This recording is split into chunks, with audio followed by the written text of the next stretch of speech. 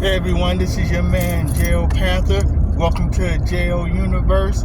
I'm sorry about the car noise or the background noise. I'm going to try to talk a little bit louder so that you can hear me. But today's video is I'm actually going to pretty much just talk about something that's very comical to me.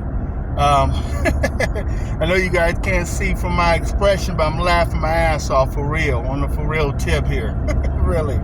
So while, Starfield was coming out and blowing up all kind of records and everything, making all kind of records, making mad money for Microsoft, and also encouraging massive sign-ups for Game Pass, and dispelling the rumor that Game Pass will cause games to not make money.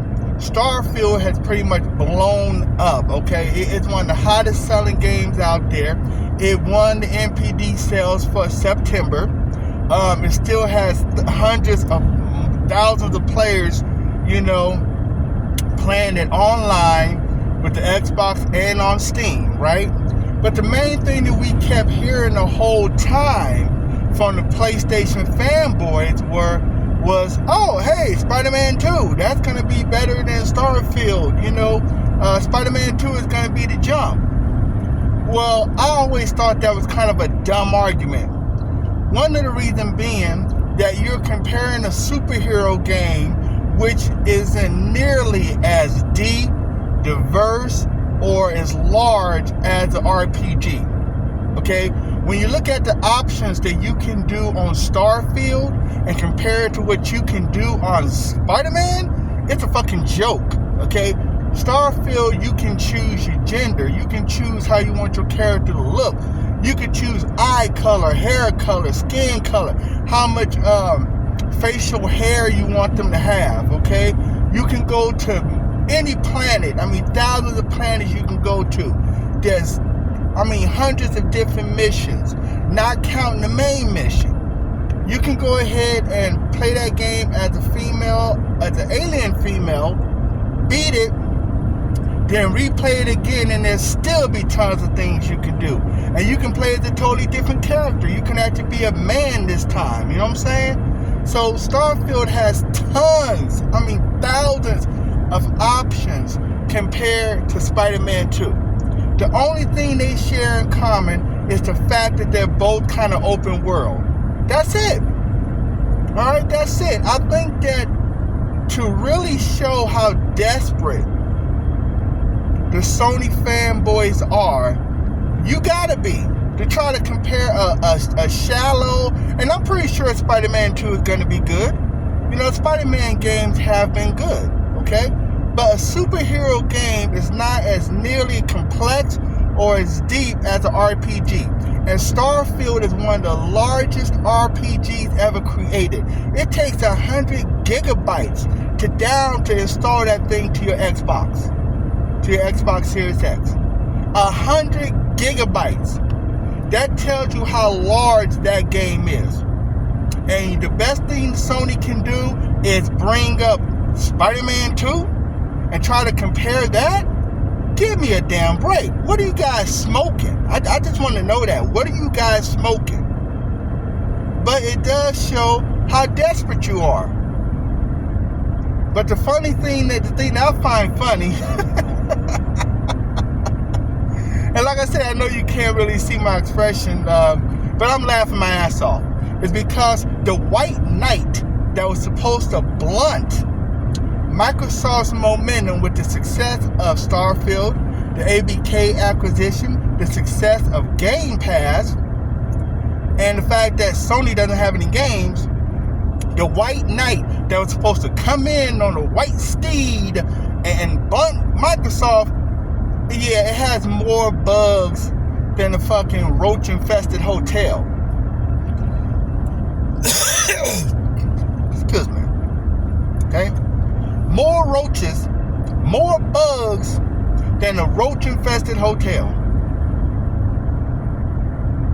Now, I know Starfield did have some bugs. I know that.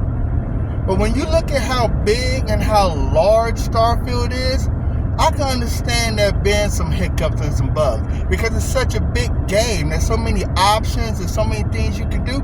You should not have bugs in this day and age on a superhero game.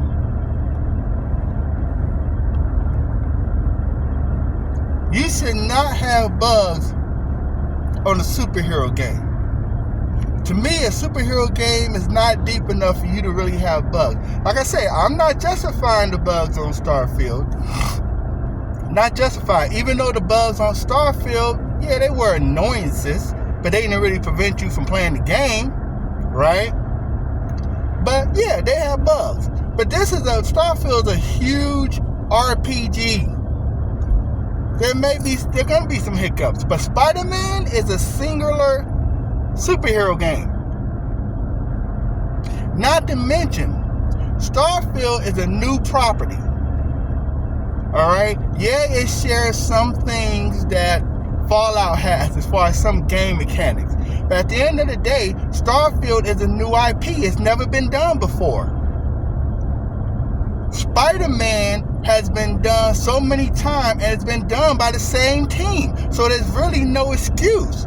I can understand the team making a new IP for the first time ever, especially a new IP that has so many goals and is such a huge project, and they're doing it for the first time ever, making this IP. I can understand that. Okay, I can understand. But what is your excuse for Spider-Man? It's the same company that's been making all the Spider-Mans pretty much. Okay? Same company that's been making pretty much all the Spider-Mans. Same company. So this isn't nothing new for them. They've been making all the Spider-Man games. Why does it have all these bugs? Like I said, I'm laughing my ass off. Then we find out that some of the numbers were faked. They were double counted. So not only does the knight in shining armor for PlayStation fanboys have more bugs than the trailer park or the damn woods, the number of sales have been inflated. And to me, the fact that you're trying to compare a superhero game to a super large RPG, to me, that just shows how desperate you are. Because you don't have nothing in that genre that can compete. And like I've always said, and anyone that follows my channel knows, I'm a gamer. I'm not a fanboy. I'm a gamer. You may say, well, what's the difference? Well, here's the difference. A gamer like myself, I have PlayStation systems. I have Xbox systems. I have Nintendo systems. If Microsoft is screwing up, I'm going to call them on it. I say, hey, Microsoft, you're screwing up. You're messing up. You need to do this. Same thing with PlayStation and Nintendo. I'm not going to go ahead and ride or die for Xbox. I'm not going to ride and die for Sony. I'm not going to ride and die for Nintendo because they don't know me. They don't know me. I don't have no loyalty to them. I'm a fucking gamer. I have a loyalty to the experience. I have a loyalty to the gaming experience. That's what I have a loyalty to, not to the companies.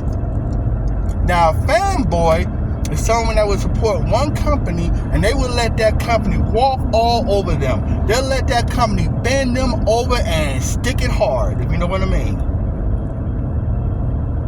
They'll let that company walk over them, bend them over, screw them, and then say thank you. That's what they'll do. That's what a fanboy would do. Right? That's what they do. They won't call bullshit. I'm not that. I'm a gamer. So I call it like I see it. You know, PlayStation doesn't have a sci-fi RPG that can compare to Starfield. So what do? Throw in Spider-Man 2. They don't have a racing game that can really mess with Forza Motorsport 7. Yeah, they have Gran Turismo, but Gran Turismo hasn't been a Forza game in numbers and everything else in a while. Okay, I mean, let's be real. I have all of the Gran Turismo games except for Gran Turismo, the newest, which I'm gonna get soon. But it's been a while since they've ever beaten Forza. Forza has pretty much taken over. If you look at the sales or popularity, Forza has pretty much taken over that racing simulation genre. They pretty much taken it over. Why do you think they was able to branch off into Forza Horizon and make a bunch of money and a bunch of dough? Because Forza Motorsports was so popular and so well liked. That's why they were able to go ahead and do Forza Horizon. You don't see a Gran Turismo Horizon, do you? The only deviation they have from Gran Turismo was Gran Turismo Sport. And it was a light version of Gran Turismo. While Forza Horizon gives you a totally different experience than Forza. But still has enough of the Forza Motorsport likeness to attract the people. Forza Motorsports has pretty much been ruling the racing simulation. They took that from PlayStation with the first Forza.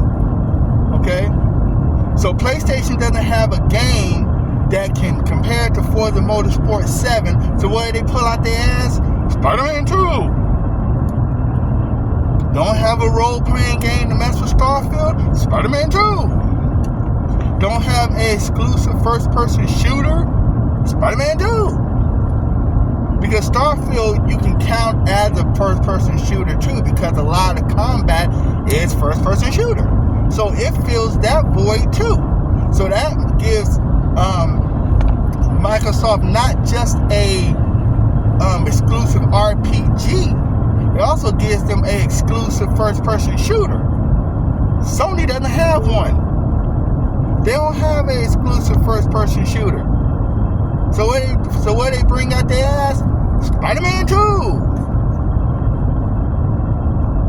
How the hell are you gonna compare those two when they in totally different genres? That's like me saying, hey, Street Fighter 6, it's better than anything out there. I'm gonna compare Street Fighter 6 to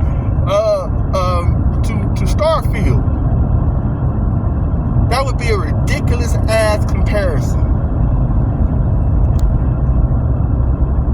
That would be ridiculous.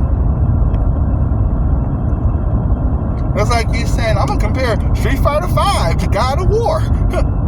No. They're two totally different genres. Two totally different aims. Two totally different goals. You can't compare the two. God of War being an action platform, hack and slash with a lot of worlds, a lot of characters, a lot of lush green forestry and mountains and all that lush environments compared to a side-scrolling one-on-one fighter. Which one do you think is going to take more work to make? God of War.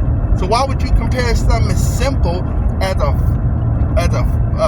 fighting game with something as deep as God of War? Much less try to compare that to something as deep as Starfield. But that's how ridiculous the argument of Spider-Man 2 being compared. And then the game comes out and it's a buggy damn mess. I'm laughing my ass off at you stupid ass ponies. I'm laughing. Man, oh man. You guys need to just quit being haters and become gamers. Quit being fanboys and become gamers. That's what you need to do. And that's not just to the Sony fanboys. That's to the Xbox fanboys. That's to the Nintendo fanboys. Quit being fanboys and become gamers. Okay? I'll tell you, you'll be much happier if you quit being a fanboy and become a gamer. Because if you're an Xbox fanboy and you're like, I'm not going to touch PlayStation 5, you're missing out on great Sony titles. If you're a Sony fanboy and you're like, I'm not going to touch Xbox, you're missing out on great Xbox exclusives and Game Pass. If you're a Nintendo, I'm not going to fuck with the other one. I'm going to stick with Nintendo. Well, you're missing out on Sony and Xbox titles. And believe you me, there's just as many Nintendo fanboys giving Nintendo a pass as there is Xbox and Sony. Nintendo get away with shit that I can't believe. They get away with shit that doesn't make no kind of sense, but nobody calls them on it. Well, I'm calling you on it, Nintendo. I'm calling your ass on it. That's right, Nintendo. I'm calling your ass on it. I mean, let's be real. I have a Nintendo Switch. Switch is, I have a couple actually. But I have a Nintendo Switch, and it's a great system. But here's the issue. When you look at the Nintendo Switch, look at how long it's been out.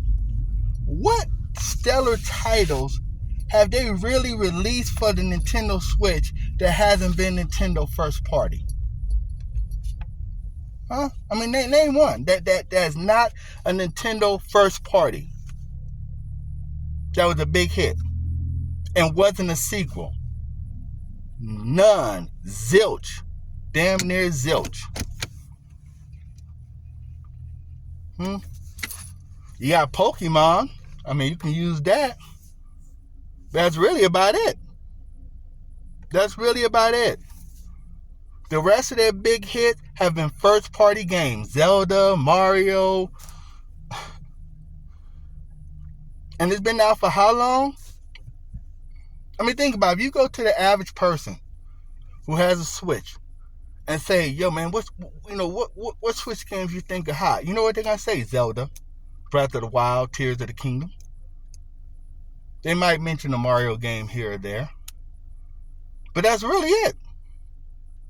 The rest of the stuff on Nintendo has been stuff from like the 360 generation.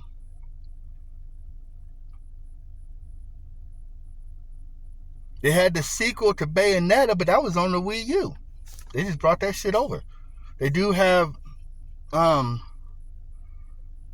Bayonetta 3, but that's not a new IP. That's just a sequel to something that was already out. Right? But Nintendo gets a pass. I did a video, another video, about a year ago. I talk about how there's a double standard. We're always getting on Xbox and PlayStation saying, oh yeah, you guys ain't making no new IPs. You guys are just doing sequels and remasters. But we give Nintendo a pass. Nintendo, when was the last time Nintendo came out with a new IP? When? They haven't come out with a new IP since the GameCube, when they came out with Pikmin and Luigi's Mansion. They had Wario games on the Wii and stuff, but Mario's not a new IP for Nintendo. They've had him in other games too. They haven't really made a new IP exclusive to them. Okay? They haven't made a new IP exclusive to them coming from Nintendo since the GameCube. Think about that shit. Since the GameCube. And nobody says shit. Nobody says a damn thing to Nintendo about it. They get a pass. What the hell? So you Nintendo fanboys, yeah, I'm calling y'all out. Y'all full of shit too.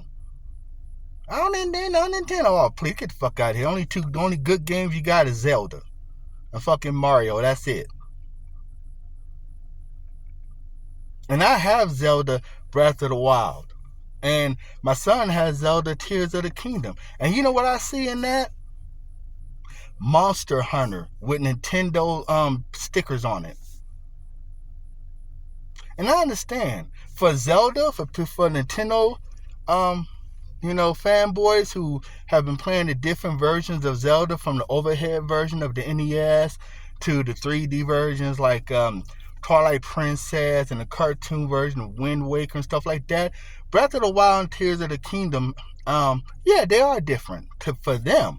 But in reality, if you really look at it, it's pretty much Monster Hunter with Nintendo sticker paint on it. Pretty much. I was surprised. Because, on Monster Hunter, you can cook your meals and stuff like that. Yeah, you do that in Breath of the Wild. And people act like it's such a big deal. Monster Hunter, you have all kind of equipment and stuff like that you can get. Well, Breath of the Wild, same thing. And people act like it's revolutionary, never been done. Well, maybe not on Nintendo. But really, it's just Monster Hunter with Nintendo stickers on it. That's what it is. It's a Monster Hunter with Nintendo stickers on it.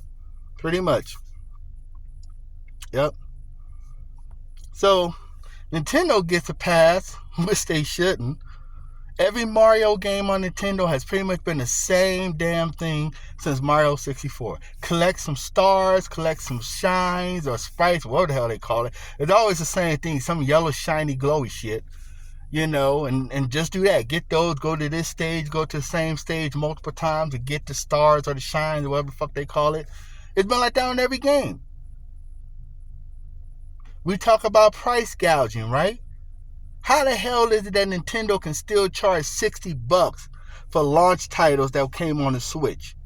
And don't nobody say shit. People lose a gasket when PlayStation raised the price. When PlayStation raised the price of games by $10, people in the industry, but yet no one says shit, and still hasn't said shit to Nintendo about games that are 5 years old that was launch titles that they still charging $60 for. Fucking Mario Odyssey? Really? Get the fuck out of here, man. But like I said, the main thing I wanted to do with this video is just talk about how funny it is how the PlayStation fanboys got so desperate that they had to compare Spider-Man 2 to Starfield because they didn't have nothing else, and then when it came out, it wound up being a buggy mess. And also to talk about all these fanboys from the 3 major companies and how they need to quit letting their fucking companies do stupid shit and make fools of them with overpricing on Nintendo's side, lack of new IPs on Nintendo's side, increase in services on PlayStation side, and no fucking games. And Microsoft needs to come out with some more exclusive IPs. I know they will, and I love Starfield. I think it's the best game ever made. But they still need to come out with some more exclusive IPs. But like I say, I'm laughing my ass off because the PlayStation fanboys who acted like Spider-Man 2 is going to be their knight in shining armor and was going to blunt the momentum of the Xbox, ain't nothing but a buggy fucking mess on a superhero game. One of the simplest shit you can do. Probably the only thing simpler than a superhero game, even if it's open world, the only thing simpler than that is probably like a linear car game. I think even Forza would probably be deeper than your average superhero game because of all the cars, the profiles, the stats, and everything else. But pretty much the only thing more simpler than a superhero game would probably be like a fighting game, right? And you got bugs on that? Get the fuck out of here, man. That's ridiculous. You guys are clowns. And it was made by a company that has been making the game in the past. And really, when you think about it, Spider-Man really ain't nothing fancy. It's really nothing extravagant, really, when you think about it. How many Spider-Man games have we had? If we just go to the 3D, all right, let's just do polygons. Spider-Man.